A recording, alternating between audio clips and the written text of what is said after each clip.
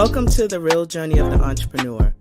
The journey of any entrepreneur begins with a decision, then writing down your vision, then the execution of that vision. It is not for the faint of heart. It is for those who understand how powerful your mind is and that you can truly create the life that you deserve.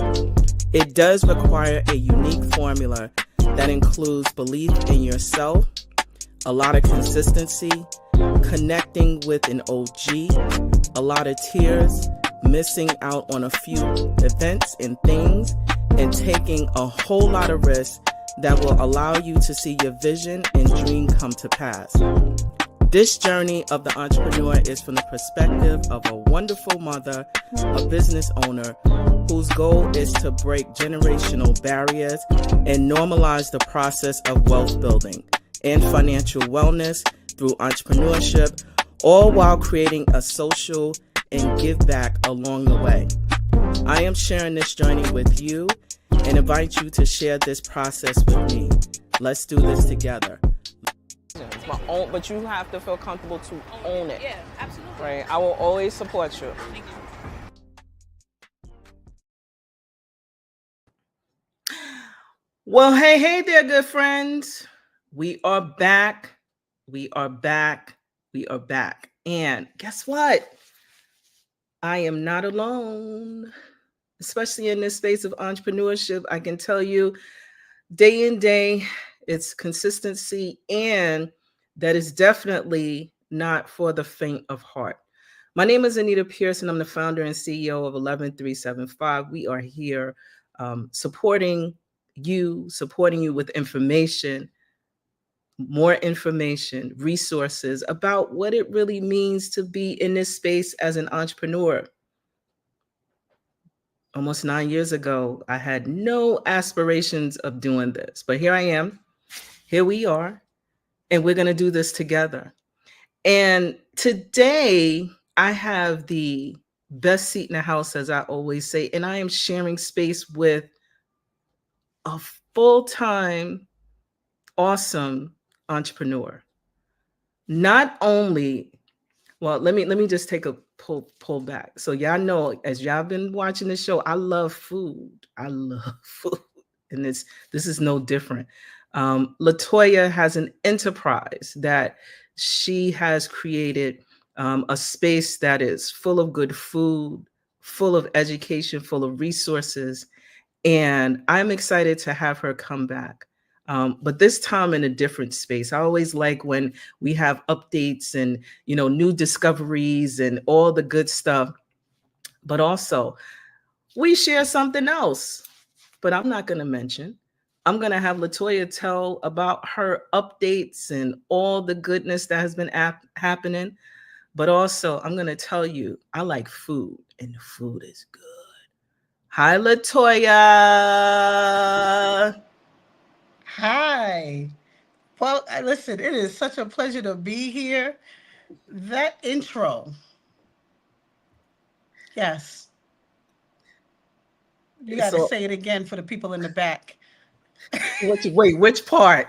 It ain't for the faint of heart or my crazy afro? All of that. Listen. We all just come up out of COVID. We got the crazy hair pictures. We couldn't get to our. I got a couple for you. LaToya, it's so good to have you here. I want you to tell the folks all the way in the back, but don't so who in the front. Who are you? What do you do? What are you engaged in? And how are you impacting this world? So my name is LaToya Meaders. I am the founder and CEO of Collective Fair Enterprises, as well as founder and CEO of Collective Foodworks. Yes, I run two companies. One, Collective Fair Enterprises, is a full service catering, hospitality, and food services contracting company, which means I cook a whole lot of food. My team, not me, my team and I cook a whole lot of food. I have transitioned from culinary to more administrative CEO because this is part of the business. You have to, if you're not doing your books, you need to have somebody else you can trust doing them. And then I also founded a nonprofit called Collective Food Works, which whose mission it is to collaborate, sustain equitable initiatives around food access, workforce development and training. Uh, some culinary education is mixed up in there, but also renewable energies, because we have to provide workforce development so our these kids, they understand where the career track and the trajectories are going in the next couple of years. Honestly, it's in my belief that they are entering one of the most grueling job markets, all of our 18 to 23-year olds. We didn't have to compete with the computer, right, to write something or to be something or to be somebody. Now jobs are they're changing, and I feel like it's our part to also work with the youth to make sure that they stay on the cusp of all of this change. So I had a chance to meet LaToya at the height of COVID.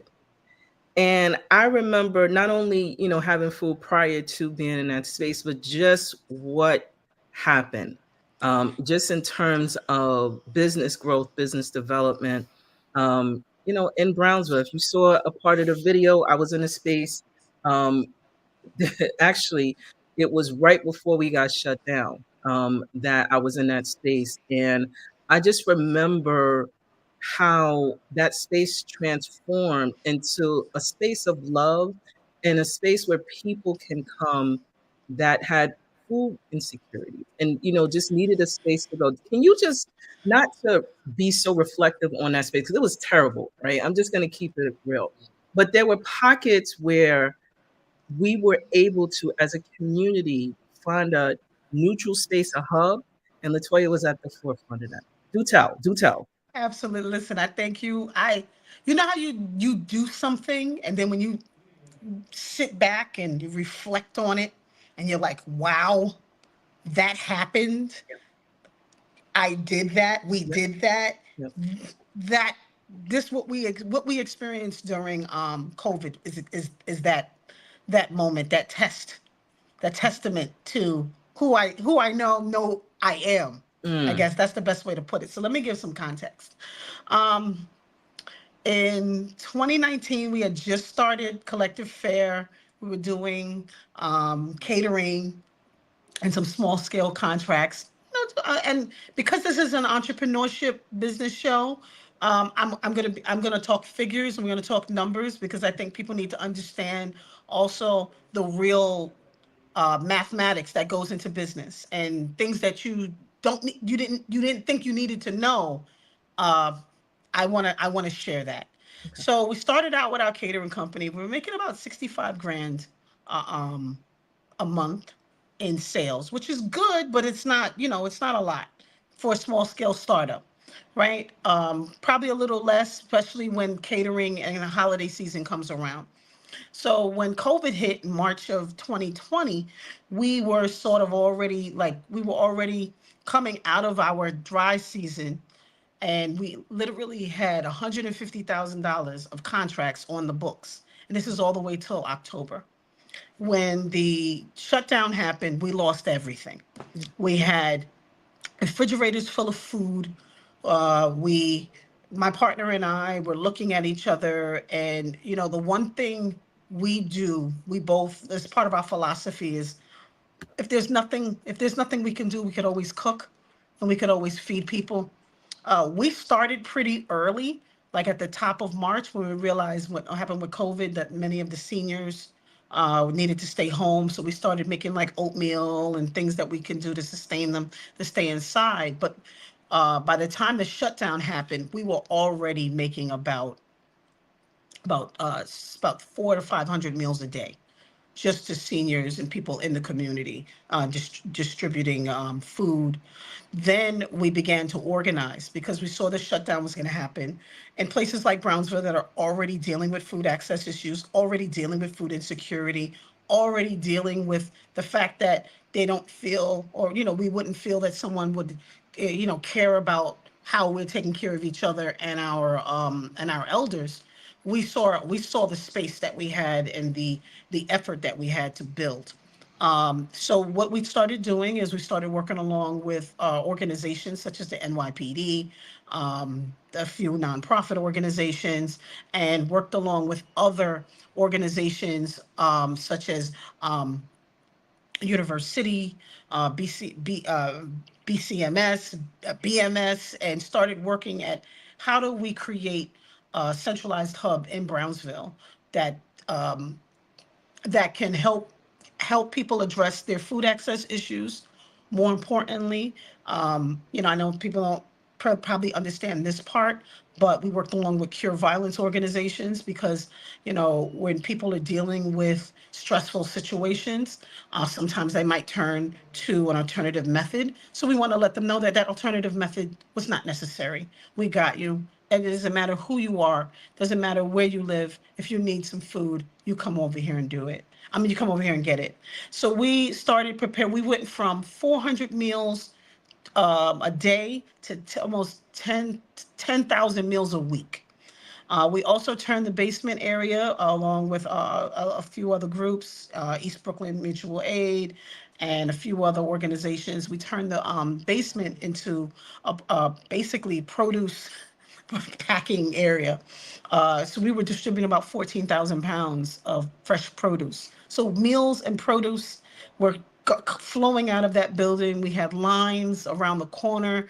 We had populations of people in Brownsville that we didn't even know that were in Brownsville. It was absolutely amazing. I went from, putting up signage in Spanish, then it turned to Mandarin and Cantonese, it just became this beautiful effort. I went from a team back to business. I went from a team of 6 to a team of 65. I did not, I had to learn quickly on the job how to run a payroll, how to, make sure the taxes go in, make sure everything is running above board, as well as organize the business functions because if I didn't know anything about delivery and distribution, I got I got what did they say? You learn by the seat of your pants. Mind you, I'm going to add all this in. I was when I was come March of 2020, I was about 4 months pregnant as well.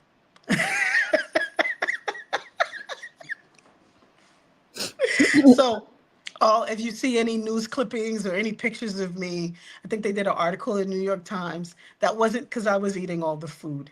That was a baby that was growing in there. Um, and it was, I have to say that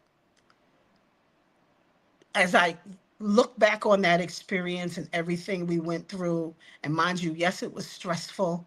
Um, but what was more stressful was learning that the amount of people that deal with food insecurity and lack of access to food, fresh food, vegetables, nutrient dense food, that is what kept me going. Is saying, you know what, literally to the point where I gave birth in June, and right before I'm going in to I'm in labor, and I'm like, this lady calls, and I'm like pumping out her address to my team right before they get me into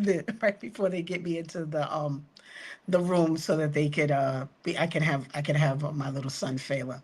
So it was something that we did to the core. It was out of love. It was out of love for our people, love for our community, love for making sure that everyone has access to food.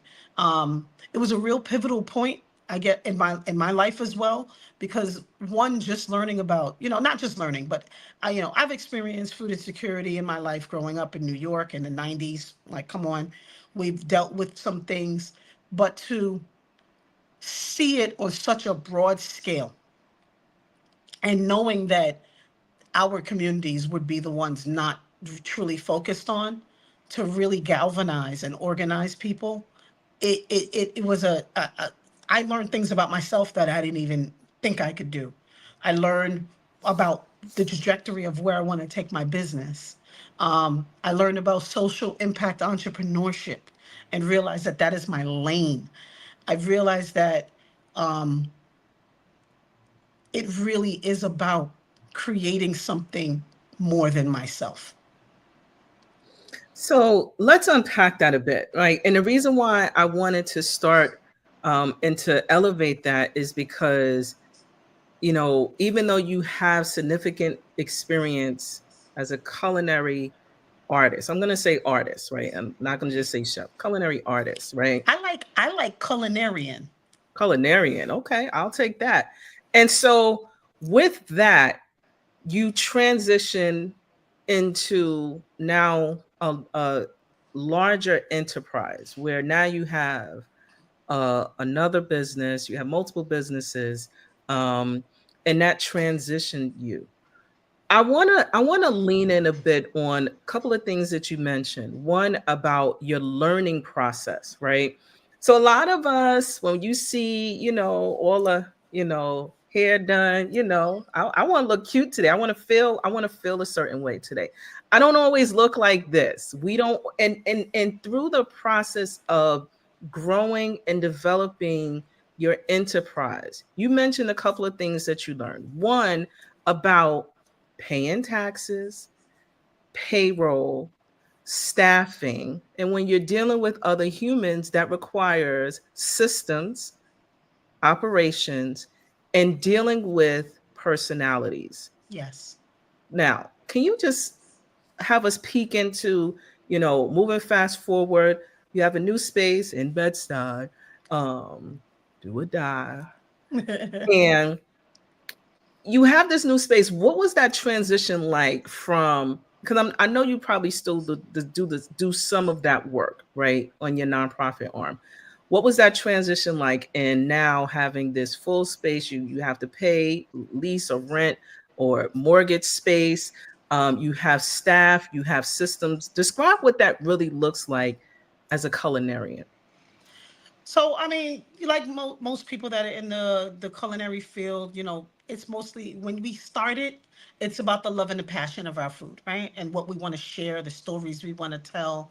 But there's a whole side of this business that is more less about what you're actually feeding people and more about how you're treating people. Mm, And that has a lot to do with the way we run our services. I've from the inception of my time in food service, I've always been drawn to catering and hospitality. I love celebrating events with people. I love laying something out is beautiful and making it sure that everything is perfect rather than like the typical restaurant, which is like it's a plate per service, right? You're just waiting for people to come and put their butts in seats. That's the way I look at restaurants. Not that no harm, no foul, but I love catering. I love hospitality. I love making flower bouquets. So to be able to like add in all of that passion into a dinner or into an event is always like, always been the dream. But when you get to the nitty gritty of when you actually start to run your business, you realize, okay, so who's going to be on top of these books? And in the beginning, you would like to think you could pass that off to somebody, but don't nobody pay your bills like you pay your bills. Don't nobody, and it's the same for business. You know, Here's a little fun fact, right? If the best way to organize yourself to get ready for business is to organize yourself personally. So you have to set up your who's getting paid when, making sure that your team is taken care of, having a little bit more understanding and flexibility. I understand we want people to show up to work on time. However, they might be dealing with something. So you have to have a bit of empathy. You have to have a bit of compassion. But then you also got to turn around and do some tough love sometime because if you are a person such as myself and my partner, we tend to hire people that are near and dear to us, that we care about. So you also don't want that complacency to set in, um, where they feel like, I just take the day off, I'm not going to call out. Because the thing that we tell our team is like, you're not affecting me personally, you're affecting the rest of the team. So when you don't show up and you're not engaged and you're making it so that you're making someone else's workload more that it doesn't need it, and then they can't do their job properly. So it really does trickle down. A few things I learned a lot about were getting good people around you. More importantly, we cannot do this alone. This is not, when you see people are self-made entrepreneur, I go, that's nice. There are about 20 other people behind that person. There are at least a good five strong people that are like probably fixing their hair, probably writing a note, probably answering a phone, probably doing an invoice, something that gets that person to that next level. So there is no really easy way to know, because everyone's journey into entrepreneurship is different.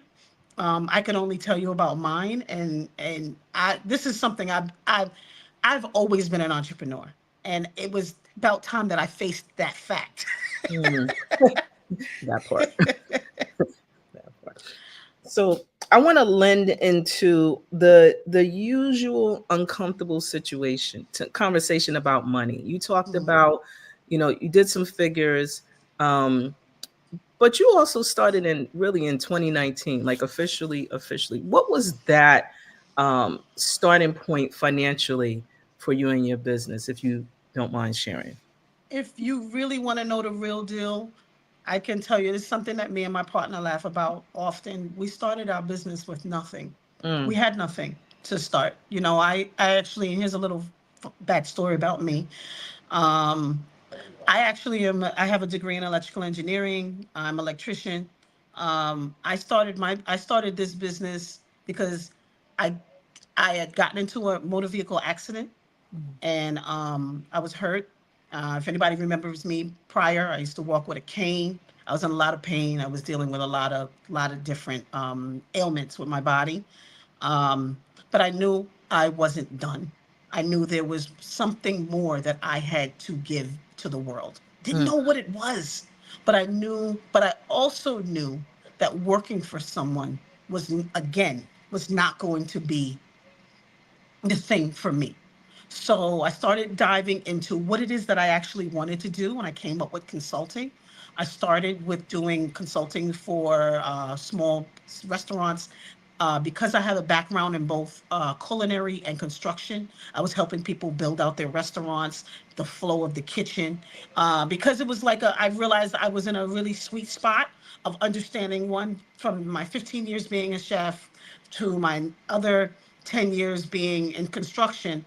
I knew that the layouts of kitchens were very important to the flow of food, but I also knew about the business of food. So understanding how all of that comes into just building your restaurant out to running your operations. And I launched a business that I was consulting a myriad of different small businesses in the Brooklyn, New York, and South Carolina areas to help them launch their businesses.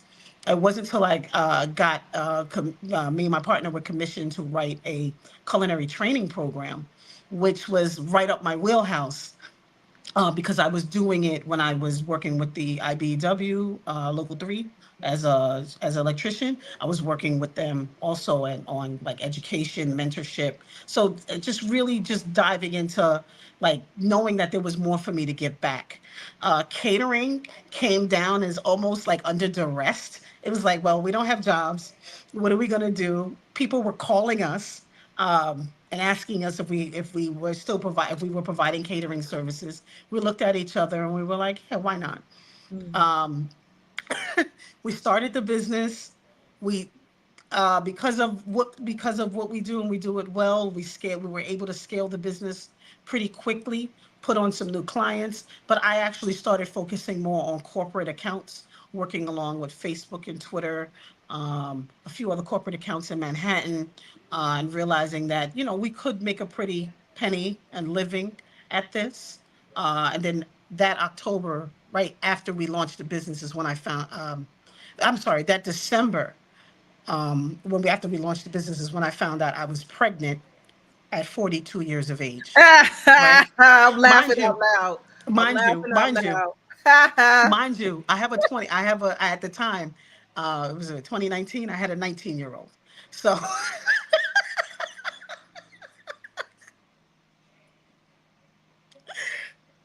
If you're a mom, we're chuckling, right? we I'm a have to mom, laugh. but that gap is like you're starting completely over. So, yeah. So while we're on topic, there's a Well, couple of gems that I really appreciate you sharing your stuff, because everyone has a story to share as it relates specifically to what it is that you're doing. I'm curious about you said you have a degree in what again? electrical engineering technology. I was electrician with the IBW Local 3. Um, Again, great career track, really stable job. Funny thing, I was looking to even move from that and go into like electrical contracting and things like that. But again, I do have to say the hardest thing about transitioning from, and a lot of people, I think this is a really good part, is transitioning from an employee mindset to a Mm, full entrepreneur mindset. That is a very, very difficult thing to do, because sometimes you even take that employee mindset and you throw it into your business, and you realize, well, oh, this isn't 9 to 5. Oh, this doesn't, just because I want to get paid doesn't mean that I get paid. um, who's gonna do this accounting around here? Oh, me. Oh, I have to do it. So it becomes where you work more than you bring in, but when you do bring it in, the taste is so sweet. yeah. It's so sweet. And it's like, oh, I want to do this. I want to keep doing this. How do I continue to do this? And it becomes this almost second nature. It's like a muscle. You got to build it. And that means that you got to keep you got to keep driving at it. And you might fall on your flat on your face a couple times, but you're going to keep driving at it because you know this is the trajectory that you want to go. Um, that is entrepreneurship in a nutshell. It is. There's really no other better way to put it. In that you have to keep failing in order to know what's out there. You got to try and take risks. It's called failing up. That's Yeah. how I like to look at it. It's failing up. I don't look at failure as a terrible thing. It's I look not. at failure as an opportunity to learn not to do that again. Right. Not going to do that again. That didn't work. Or take the scientific method. Why didn't it work? Because it seemed like it was a good idea. But what was it? Was it the people you put in place? Was it the system, right? Or was it the client? It's okay. Sometimes it's the client. And you have to figure out if how that thing works, how you make it work. And once you can do that, then you can say, okay, this is how I generate revenue doing this thing in this system in this way with these particular people. That is that's how I've learned. Um, Again, all businesses are quite different. Food is a different beast than, say, something like retail. Mhm. You have to think about those of us that are in the food business. Everything we have or everything we are selling is perishable. So there's a time frame on it. So you have to figure out how to sell that item quickly so that it is fresh and it's of quality. If I was making T-shirts, different story. So I'm gonna just slightly pivot a bit. I chuckled, when you said that you were 42. You said 42 when you gave in the gap. So we both have children that are under 10. Mine will be 10 next year, and I wanna air this out because we had like a little bit of we started to have a conversation about, as you're visioning, as I'm looking at Latoya's looking at me, we are almost a reflection of each other. We're Black women. Like I identify, and that's not a mistake. Um, and when I think about this process of having and creating this dream through entrepreneurship and raising a very joyfully curious, I have a daughter.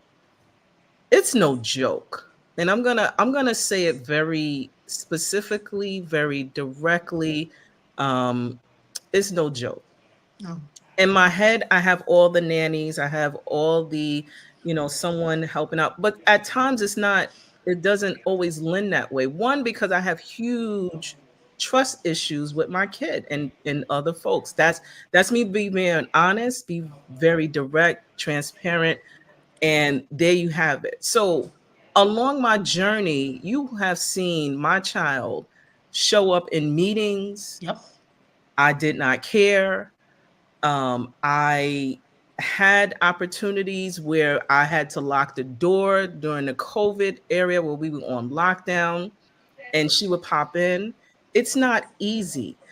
I want to say, as someone who we share that in common, besides being business owners, that even that aspect sometimes have to check out. I have prioritized, self care and what that looks like for me. It's not going to a supermarket and walking around, and that's not self care for me.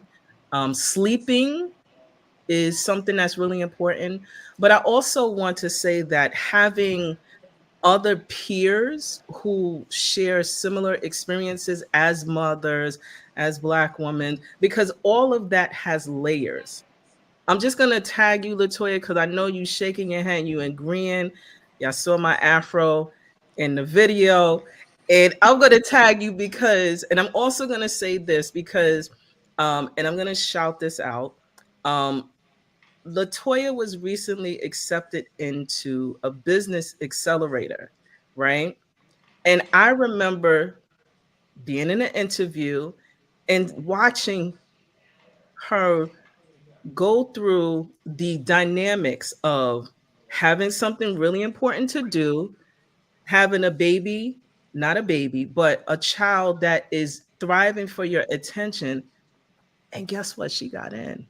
Not because of all the madness, but because she's a skilled, qualified leader that is in this within this accelerate. So I've taught, and I want to pass the mic because a lot of times when you know we are looking at influencers on the social media, I have to find folks who are mothers or parents, right? Who maybe dipping their toe in the space of entrepreneurship and also still navigating the 9 to 5 job. Those are real stories for me. I Yes. don't really like to be influenced by people or individuals who are creating a facade, right?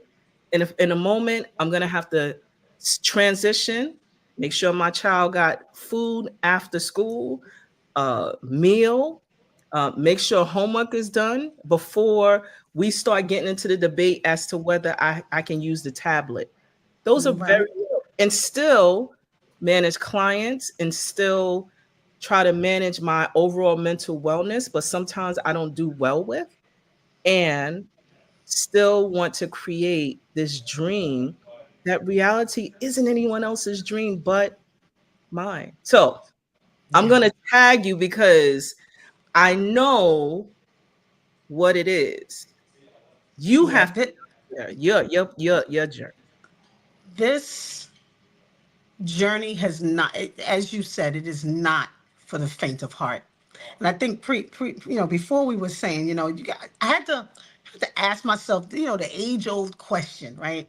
Can she have it all, right? Can she have the career? Can she have the family? And she can have, can she have all of these things simultaneously? The answer is yes, but there are going to be some caveats. Mm, And some of the caveats that I have dealt with is, yeah, I haven't taken care of myself the best way that I could, mental health wise. mm, Because when you are steering and driving a business and you have employees that are in need of, you to keep the business thriving and running so that they can take care of their families. I'm fortunate to have a very supportive partner, but mommy is mommy. It, that's at the end of the day, he could be standing right there. My son is looking at me like I'm hungry. And I'm like, you do realize you have two parents. And yeah, well, you make my peanut butter and jelly sandwich. You make it. Like that is how he thinks. Um, my son is very rambunctious, very, very, very energetic, and doesn't take no for an answer. All of these traits are awesome in an employee. So put in the work. Put in the work. All Put these in the work traits like are I do awesome in mine. an employee. Uh, not for a toddler. They're like, okay, um, there is this balance that I've had to learn to create. And mind you, and even realizing, and back to the mental health, even realizing that I was going through postpartum depression all along, dealing with, the ebbs and flows of my body, just, Mm, as we are, building at this business. The last 4 years in business has been interesting because the things that we knew to be true, especially in the food service industry, those are not true anymore, right. right? Those things have changed because people's spending habits have changed. People looked at the world differently, right? People used to go out partying and drinking and go to restaurants. You can ask any restaurateur right now, any bar owner right now, and they will tell you probably one of the slowest summers they've had in quite some time. And mind you, it's 2024, and they were even shut down. They were experiencing this from, 2020 all the way over till now. So Mm, things still haven't really rebounded the way that we are anticipating. So imagine all of that. Um, keep trying, keeping the business afloat, making sure that you're making the right moves, mothering a full-time child. I, like you, have trust issues. So having, some nannies is great, but nobody's mama. So yeah, I'm, popping up in places, working from home. I think that has been the thing that has been amazing. Like, I know I wouldn't have been able to do that years ago, but being able to, like, work from home, my computer game is sick because I, make sure I stay on top of my devices so that I can work remotely and have all of the necessities needed to run my operations. But more importantly, just having some really great team members like my assistant, my team in the kitchen and things, and just everybody coming together for for a purpose and keeping this thing, driving. Um, I was reading this book the other day. It's called Traction, and it's by Gino Wickman. And in that book, it starts to talk about where do you see yourself in business, as a visionary or a injector, meaning the person that actually, like, fires. Like, so the visionary is the person that creates the business plan, creates the ideas, and then there's the person as the initiator, sorry, that goes in and takes those plans and puts them into fruition. Sometimes you wear both hats, sometimes, and which is difficult to wear both hats. Sometimes you're only wearing one and then something is falling through the wayside. So it's really about having a great team around you that understands the vision and which in the trajectory that you're going to help this push forward. I'm not going to front. I bring my son to the office. Sometimes between him and a few other my other team members who also have children, mm, um, it looks like kitty camp in here. mm. And we'll have like four, 3 or 4 toddlers and a 10-year-old, and we're pumping out contracts and doing the work and doing what we got to do. Um, but it also makes you really take a deep dive in the way that women have had to maneuver in order to keep their families together and keep food on the table as well. So it's Mm. it's it's it's it's a it's powerful. It's powerful. So yes, we can. Yes. If we believe and set up things within our spaces to help us to be successful, we can and we will.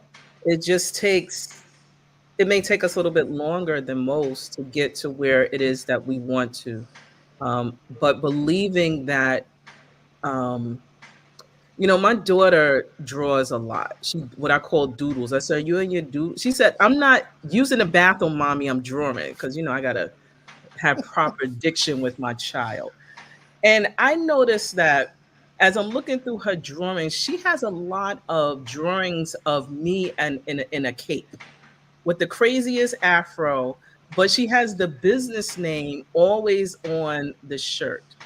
And so, what's so beautiful and what makes me kind of like happy is that she's seeing her mom go through challenging times. And I'm not going to say it's not challenging at all, but she's seeing another way to have access to things that she wants. She seeing me build out my dream.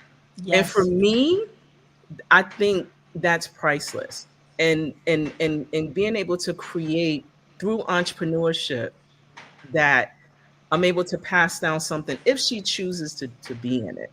But she sees it, and those are the things that make me go, "Oh my goodness, I'm doing something. I'm exposing her to something different." She could choose to work for someone else if she chooses to. She could choose to do whatever she wants to do.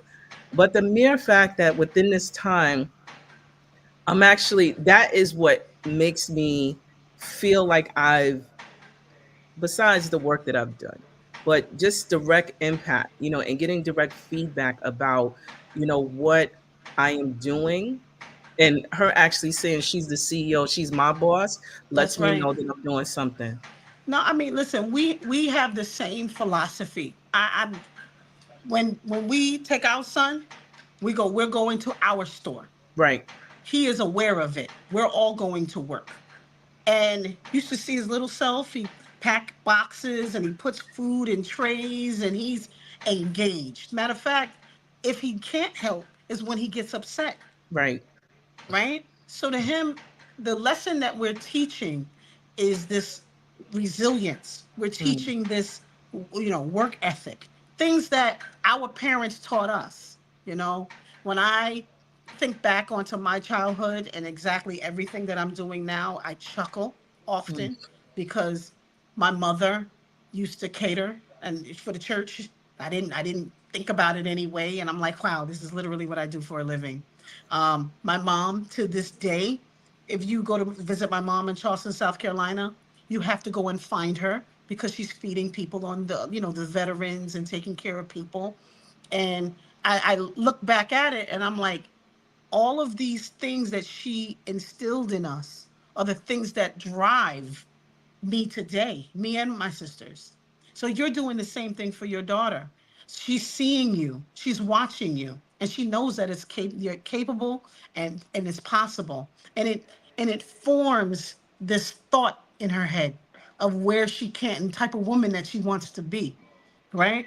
So as we do this for our children and expose them to this other side of life and to understand that yes, we could work 9 to 5s and that could be great. However, these are the choices that we made, and we're doing this for the betterment of our family, and you are part of that. I think is I think it's monumental. I mm, think it is. I think it is. It's one of those like little links that locks into their little mind as they grow up and they see and they go, oh, I mean, again, I don't know if he's ever going to be an entrepreneur. If he does, that'd be great. If he doesn't, I already figured out my contingency plan. I'm right, saying.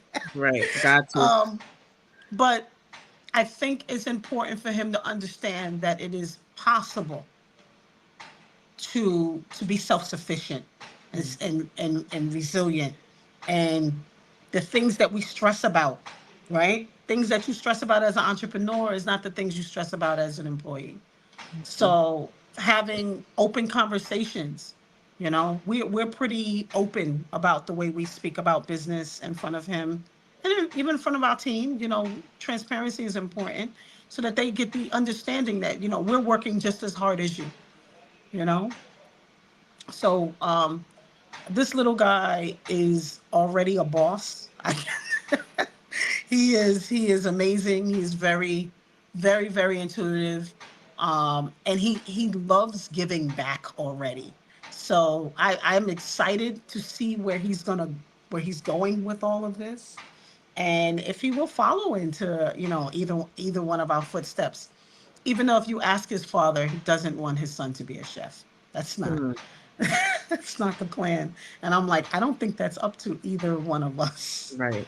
But They will go as they are designed and purpose and be led and guided yes. as to where they need to go. All I know is my 4-year-old has better knife skills than some grown people I know. So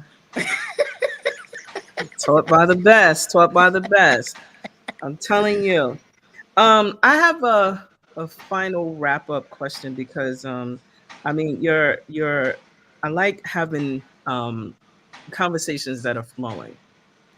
What advice can you offer businesses who are interested in just taking a leap? well, that's a good question because what I would have said 2 years ago versus what I'm going to say now. 2 years ago, I would have said, do it, take the leap, jump. Yes, be a part of this entrepreneurship life. Yes. What I would say today is I believe the best way to enter into this is to understand what it is you really want. Because once you get to a certain point, there's no turning back. There's no quitting. You will be forever changed. So you won't even that boss talking to you. You're gonna be like, "Why are you even talking to me? like, who are you? Like, it's you will change. So get yourself prepared for what is to come, and that means all the things. If you got that lingering credit situation, fix it because that might get in the way of you leveling up and scaling. If there's something that you want to get yourself a routine, if it's getting up in the morning and walking, because all of those things lead into how you deal with your mental health and stress, right? I was watching this documentary on Rockefeller. JD Rockefeller said he lost all of his hair due to stress. And even he said he wasn't sure if it was worth it. Mind you, this is Rockefeller. And even he said he wasn't sure if it was worth it due to the stress. But if you look at his boy Carnegie Hall, he's Carnegie's smooth sailing. And these are both, major businessmen of like the 1930s, 1940s, and they will tell you that the stress in this is not for the faint of heart. So I think the best thing to do is prepare yourself and prepare your life for what is to come. When you start to ask the universe for things, it's listening. It hears you. May not spit it out the exact way you want, but trust me, it's gonna come. You just got to be ready. And that is the truth of this space that we are engaged in. And I want to say thank you for taking time out of your schedule, and also congratulations because you know I don't often talk about loudly enough what I'm doing, but I'm actually leading this accelerator, writing out the curriculum.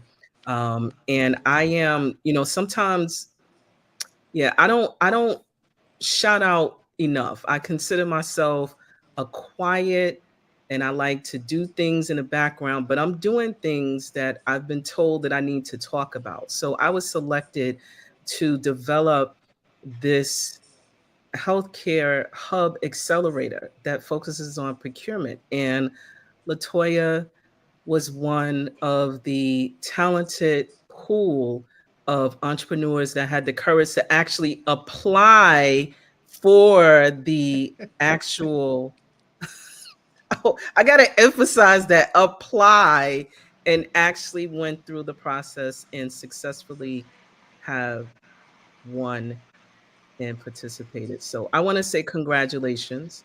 Thank Um, you. And congratulations to you because this is monumental. I think so. Congratulations on this and putting thought to putting your thoughts into an actual, it came to fruition. And this is an amazing thing. I'm excited, and I know that the other participants are also going to be very excited about this program, and what you stand to gain, and the knowledge that is there. Because when we're talking about procurement, especially with the city, state, and federal government, trust me. Back to what I was saying before, your business needs to be ready That's right. because they if you got that, I hate to be, if you got that thing you worried about, fix it. Fix it. Fix Fix it. it. Fix Fix it. it. Because they're gonna find out. They're gonna find out, but They're gonna also see it. they're gonna see it. But also the thing that I am encouraging, specifically in a procurement space, is being financially prepared to manage the contracts. Because I know that I've talked about it in bits and pieces, and I'm really gonna unpack the importance of your cash flow. Because one of the things that I discovered earlier on is I don't get paid on Friday every Friday. And sometimes I have to, leverage other means in order to be able to support the That's team right. that is working with me. So in the procurement space, I'm excited for it. I'm excited for what LaToya is going to bring to this specific cohort. So be on the lookout, right? Because Collective Fair has been doing a lot of work. And I'm actually, as we're closing out, going to share um, her website, primarily because oftentimes we are looking for different spaces and, trying to figure out where we're going and what we're doing and all this other stuff. Nothing is perfect. And I want to emphasize that. We have there's a lot of you can, book information here if you need to do catering. You can find out about all of the things that exist with their food and all this. Look how pretty the pictures are. I just want to say that. And it's not something that's foreign. There's a lot of work that goes behind the work. In actually finding out what it really means to be in business. These things take time, to develop. But I'm also going to say just the support, because a lot of times when you are trying to figure out, where, what, who, when, why, these are the opportunities to be able to support local businesses in your backyard. Or if you need to have them cater, give them a call. So I wanted to, just elevate that, because a lot of times we think that, doesn't have to be quality food. It's really good stuff. um, you know, and if you have a budget or if you have some extra resources, mob them, go and support the businesses within your local community. We often think about, the larger mom and pops that are out there. These are local businesses that are helping to I support mean, the community. Anita, if you want to bring me back on and we can talk about cooperative economics, Well, girl. so let me write that down, because that's what's happening. Um, I always like when guests say they're gonna come back and give more of the sauce. So, Listen, now that you want to talk about, that's, you want to see me light up? Let's talk about cooperative economics. mm, Let's talk about why our money needs to stay in our communities, mm, and mm, why supporting your local business in your neighborhood is just as viable for you, not just them. mm. And on that note, I'm gonna say thank you for joining. I am so excited and glad to hear the update of all the work. You're doing an awesome job. And just as a mom, I know it could be like a bit crazy at times, but keep pressing, keep smiling, keep doing what you do, and just keep sharing your gift, because we need you in this space, LaToya. Listen, I appreciate you. Thank you so much for having me on your show. Looking forward to chopping it up with you even more, moving into the future. And I just want the people to know that what you envision is very possible. Mm, You got to put in the work. Mm. That's the main thing. You got to put in the work. Before you go, where else could we find you? I have your website. So you could also find me at collectivefoodworks.org. That's on my website to my nonprofit. We work on programs. We have a few. One in particular, which is called Nutrinatal. It's Mhm. it's a program. It's centered around pregnant and postpartum women. What we do is we do a bag or a basket for women that are pregnant and postpartum. And what we do is we've created a community of moms, and we have all sorts of events with them. We do cooking classes. We hired on a nutritionist, and we basically look to create a space for health and wellness for our moms, especially those that are dealing with disparities in the hospitals, because we want to make sure that moms are taken care of. This program is near and dear to my heart. It is literally was born out of what I saw during COVID, Mhm. um, and what I experienced in the hospital system. And it's time for change. It's time for change. And you are making change. So, sending you lots of love and light. Thank you for taking time out of your busy schedule to share your knowledge and all the good stuff that I learned about you today. And again, please visit collectivefair.com. LaToya is on the social platforms. So please be sure to follow. And if you happen to see her out in the street, just make sure you send good vibes, because this space is not for the faint of heart. Sending you love and light. Bye, LaToya. Bye. So there we have it, friends. I want to just share that I love when I am engaging with other entrepreneurs. It is a joy, an absolute joy to be able to do so. But again, if you are in the space or online on the platforms, please do not hesitate to check out LaToya and her squad. Collectivefare.com, order the food, mob it out, help to support a local business within the community. I also want to, just share a couple of things about, just pretty much what being a mom, like, this is, again, we had a very wonderful conversation about what that looks like, being a mom, being in business, and also still creating and managing your overall mental health and wellness. And that is not something to be taken lightly. So I want to shout out LaToya for actually taking the time to share what that experience is specifically for her.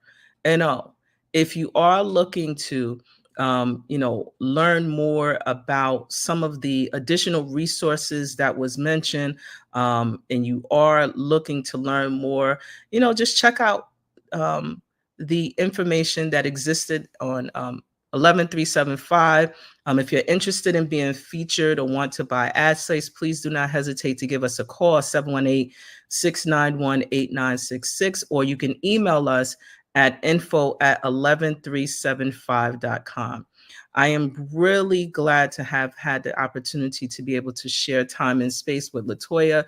Be on the lookout to all of the work that her and her team are going to be engaged in the future.